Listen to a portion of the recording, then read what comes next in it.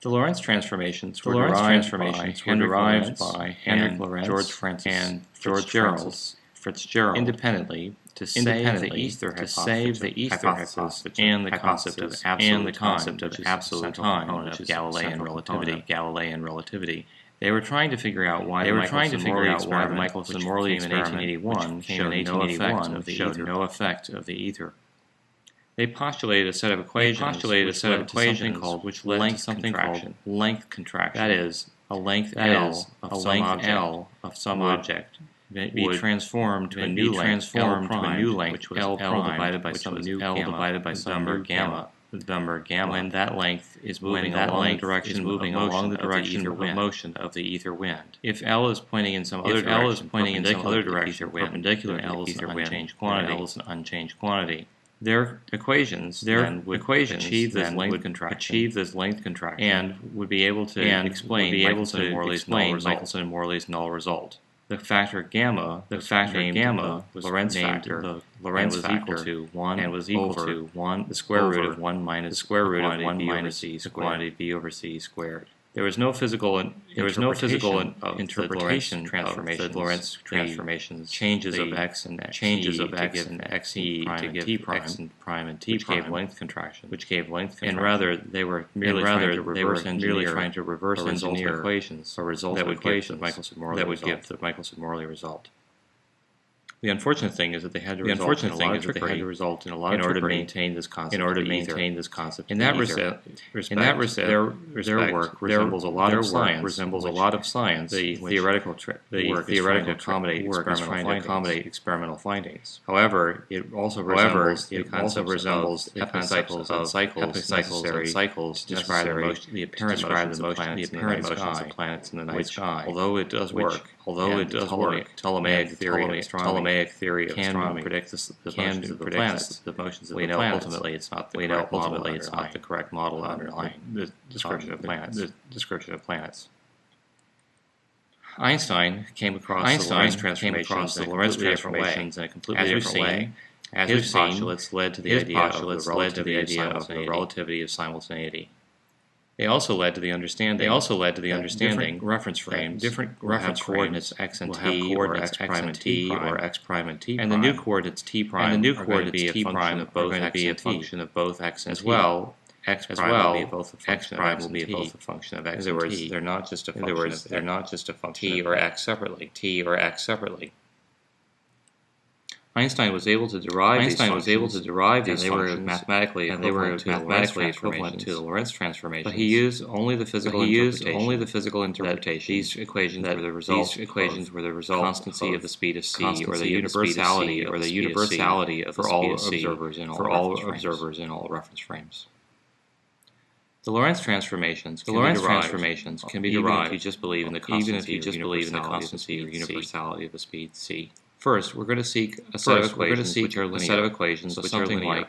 So something like function of both x prime and t prime, and x prime will be a function of x and t. We're going to want to convey that these equations only ascribe importance to relative motion. So there's not an absolute time. And there should be a symmetry. Whether we're going in the forward or backward direction, transforming from the prime system to the x system, the unprime system, back to the prime system. In other words, velocities should change. We're going to suppose that the origin 0 of the frame S coincides with x prime equals 0, frame S prime of the frame S prime 0 when the time is 0. In this case, we come up with a constraint. We plug in x prime and t prime that b over a has to equal v. We want light to propagate at speed c in either frame. This requires that for a light pulse, x equals ct prime. For light pulses, we can substitute for x and x using these equations. X prime equals ct prime, x prime equals ct prime. And we'll insert that in these equations right here. From step 1. In this case, In this case, the quantity AC plus B times T prime times T prime, and CT prime is the quantity AC minus B times T. We can use the first of these equations to get an expression for T in terms of T prime, and we'll insert that into the second of the equation to remove T. In this case, we'll have T prime on both the left and the right side of the equation, and it can be divided out. Now we have an expression for just the constants A and B in terms of C. If we remember that B is equal to AV in step 7, then we have C squared equals A squared times the quantity C squared minus V squared. And this allows us to derive an expression for A. A turns out to be 1 over the square root of B over C quantity squared. A is sometimes called gamma, or the Lorentz factor gamma. We can use that in deriving what is the expression for B, because we remember that B equals AV, and therefore it has to equal gamma times V. This completes the derivation of linear equations which relate the x prime and t prime coordinates to the x and t coordinates.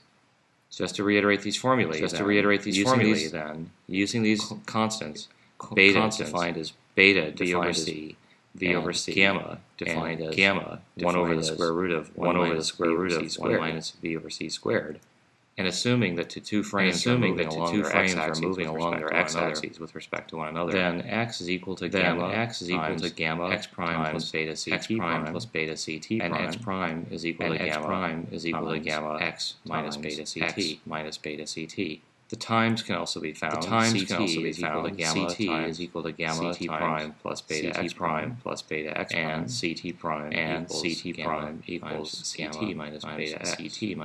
Notice that we're putting C's in front of all of our times, so that everything has the units of meters. It should be pointed out that because other two axes are not along the direction of motion, they are unchanged in the Lorentz transformation. In other words, y equals y prime, and z equals z prime. This set of equations then is the Lorentz transformation. They relate coordinates in the prime frame to coordinates in the unprime frame. Notice that as the velocity goes to zero, the frames are barely moving with respect to one another. Then beta goes to 0, and gamma goes to 1. Also notice that as V goes to 0, then the time t prime approaches because beta becomes small.